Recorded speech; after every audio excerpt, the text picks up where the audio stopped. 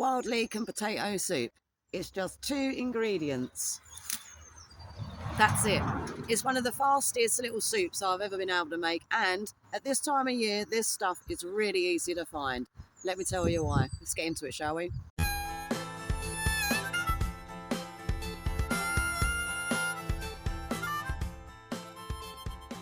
So with it being spring, at this time of year, this stuff is really easy to find.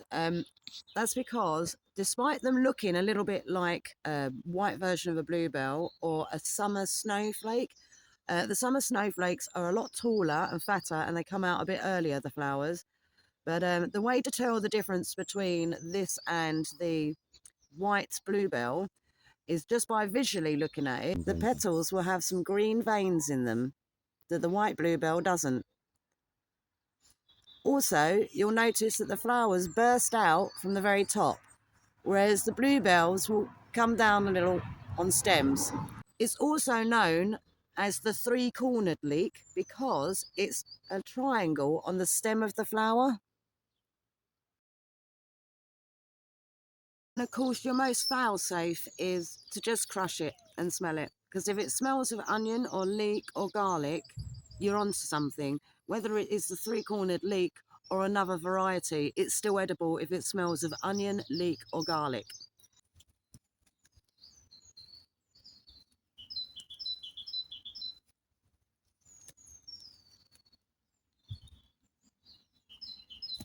So another great one for the plate is the sorrel.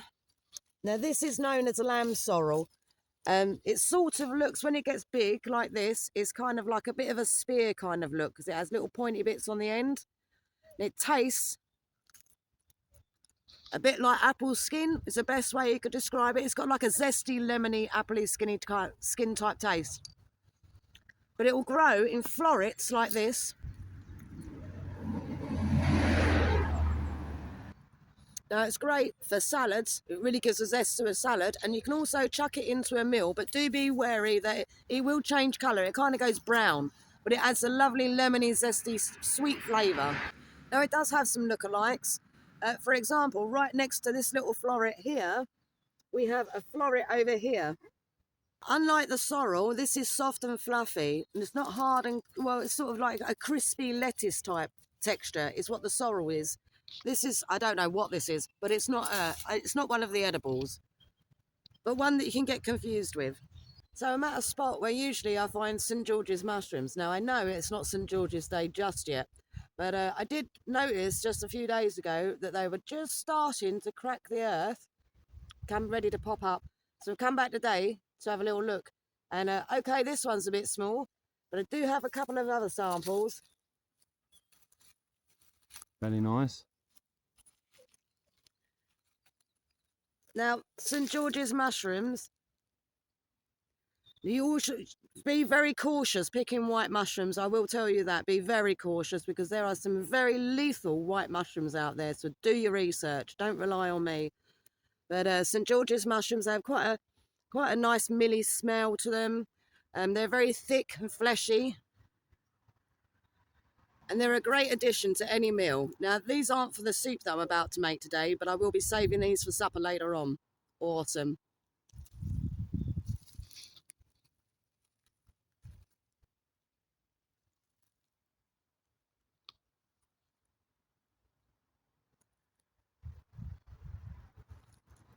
You'll see with this 3-corner leek, I've not separated the leaves or anything like that. I've just made sure that I've taken any dirt off the bottom, pretty much just rubbed it off because I'm not too fussy. When you've lived outside for as long as we have, you give up worrying about stuff like that. As long as you pick away from where the dogs pee, it'll be fine. Now, I have been asked before, how do you cut this? I just cut it the same way you would a normal leek. So I just bunch it all together and I slice through, leaf and all, and I'll go right up to the flower tops. If I get to any leaf that isn't slicing, I just pull it out because it means that it's just gone a bit too ropey.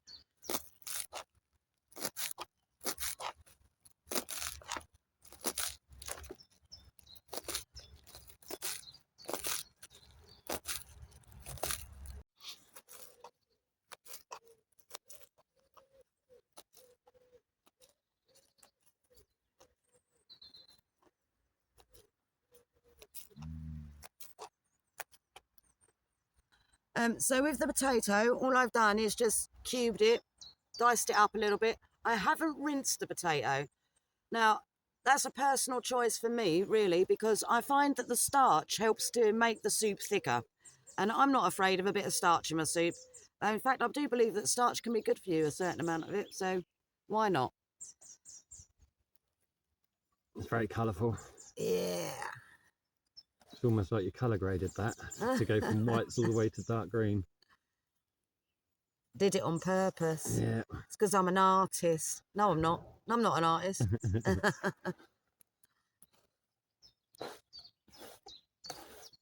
You like my makeshift chopping board? It's the back of Mod's bag. He chopped it. Yeah, it comes in handy though, doesn't it? It saves blunting knives and chopping on metal or stone. Yeah, it comes in very handy. Now, I'm going to make a little hole here so that I can see when my water reaches my potatoes, because I don't really need the water to cover the lot, otherwise it'll be a really watery soup. And is this pre-filtered water, or is this water that we picked up from the graveyard? Graveyard, look how clear that is. Look at that. Awesome.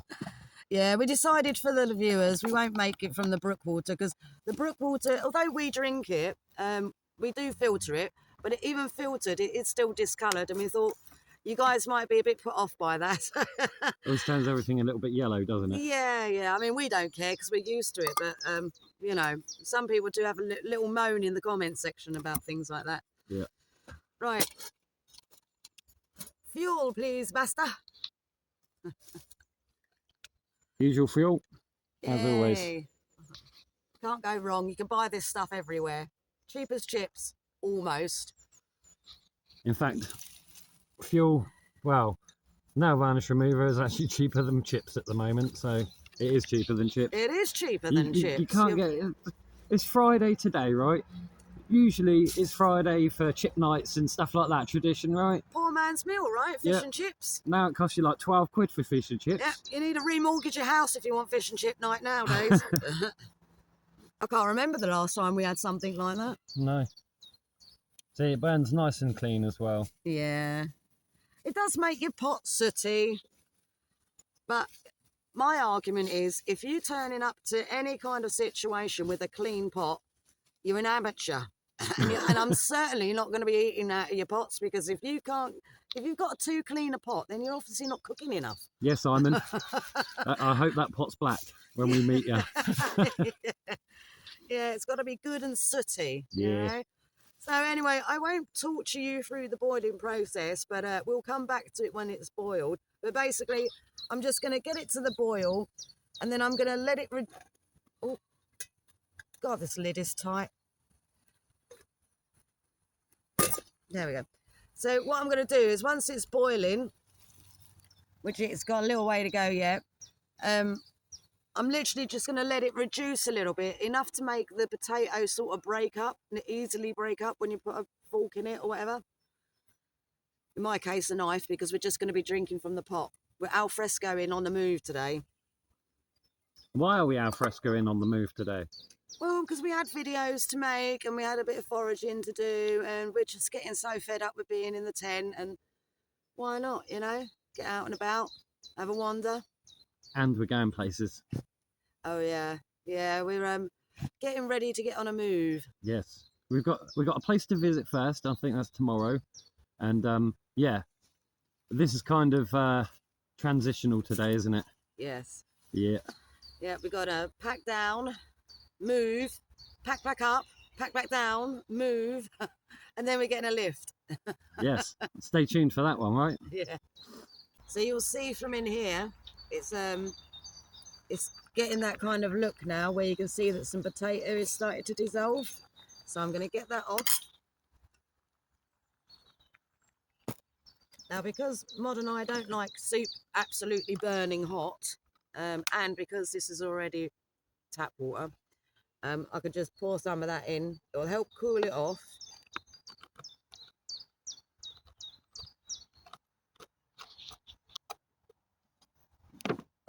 Yeah, that will help cool it off a little bit, but then I'm going to give it a really good mix, because I want as much of that potato to break up as possible. So I'll press some. I want to leave little bits in there because it's always good to have a bit of texture to your soup, right? But I guess if you want it smooth, just mash it. I mean, we've even got a makeshift potato masher, but I haven't brought it with me today. I think I'm singeing my hairs on my arms. Oh no! It's only got a tiny bit left in there, so I figured I'll just let it burn out. Yeah, it burns down real clean, doesn't it? Yeah. No residue. Well, there's a little bit left in the bottom, but it's nearly dry now. Yeah. If you get one that's coloured, though, if you get a nail varnish remover that's coloured, it tends to leave a little oil in the bottom, doesn't it? Doesn't it? Yeah, I think it's the something to do with a nail conditioner, I would have thought. yeah, vitamin B's and this and that. All right, we're starting to look a little bit more soupy now. Let us know down in the comments if you like your soupy clump, your soup clumpy, or you like it blitzed to within an inch of its life. Or whether you would have made sure that you'd peeled those potatoes first. I mean, I'm just being lazy today, if I'm honest. Just wanted a quick fix. Skin on tato, so yeah. Yeah, well, I'll call it a dirty tato. Dirty tatty. Yeah. Right, now, personal tastes, I guess, but a good dollop of salt always works well with a soup, doesn't it? We like our soup salty. And because I am that kind of woman, watch this. Wait for it, wait for it.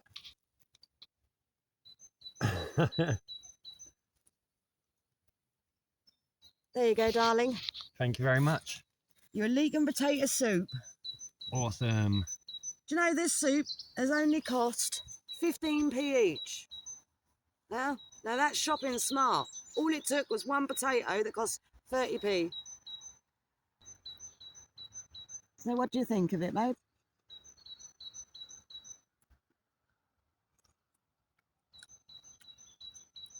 Good enough.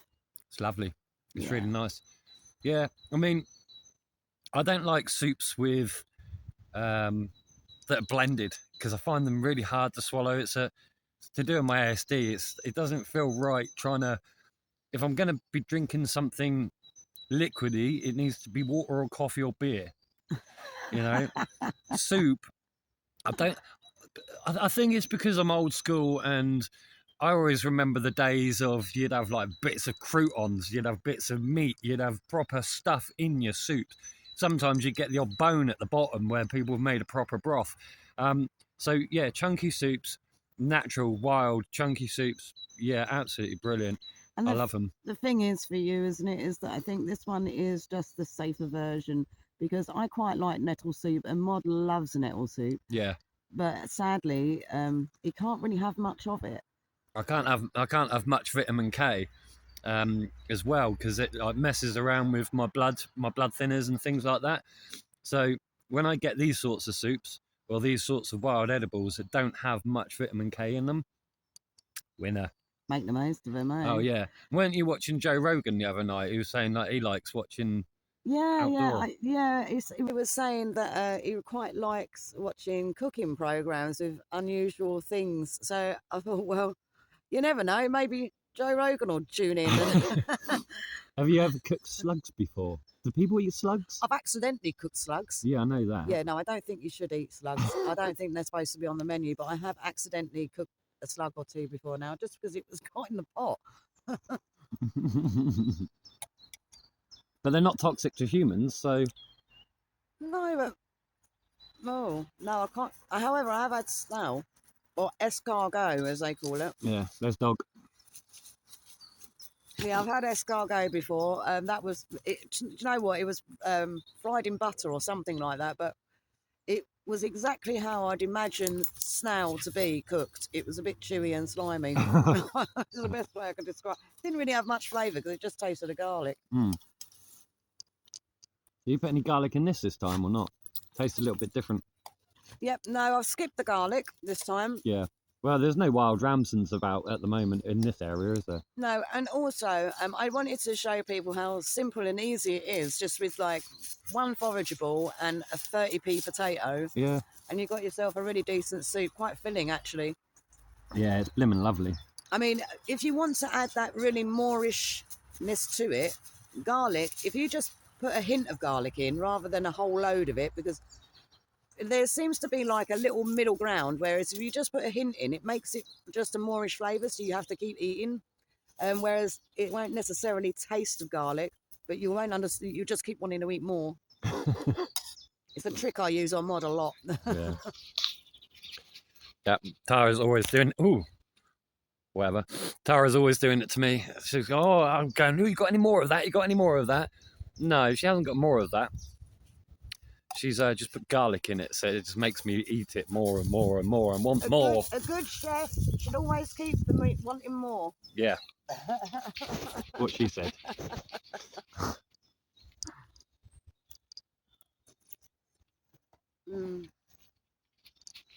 Well, do give it a go, you know, and like I say, it's very easy to find, really easy to identify. If in doubt, crush it, sniff it. You'll be onto a winner, because if it smells of garlic, if it smells of onion, leek, it's a great one to go. And all those other things you can do the same with. So, say for example, crow garlic, I've chopped up and used with potato and made a soup from. Ramsons, I've chopped those up and made those into a soup. What was the other one? Wild onion. Yeah, wild onion. Yeah. Yeah, that one was a good one. Yeah, so, you know, just experiment, I guess. But let us know how you get on. And if you've made any other wild soups of your own, let us know in the comments. Until next time, stay active, stay hoppy, happy hopping.